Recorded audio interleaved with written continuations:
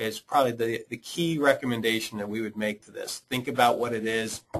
And we at the Graham Company are glad to work with you to kind of work through that with our clients. We have a whole account management team that you know and you work with.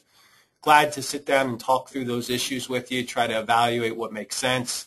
And really that's what we tried to go through here, just to give you a primer on it, to be able to have some idea of what the options are.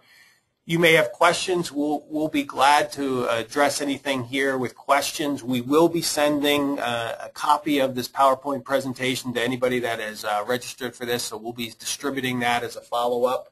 So know that you'll have that.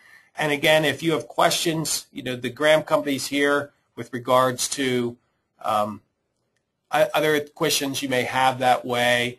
And we just value the time that you spent with regards to it. So I'm just going to pause for a minute and see if there's some questions here, and then we'll try to address them for the next 10, 15 minutes or so if there are.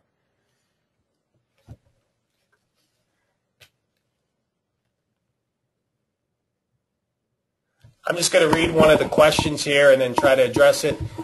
Someone asked if there was coverage that applied and paid for the damages associated with the rental, regardless of what dollar amount the rental was sold, would they still be permitted to seek further compensation for the diminution of value?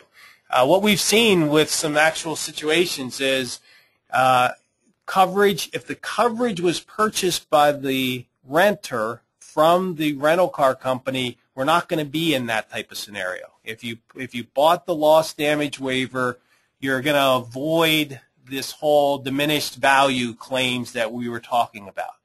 Where you get into the problems with these diminished values of a vehicle that's been in an accident is if you didn't buy the loss damage waiver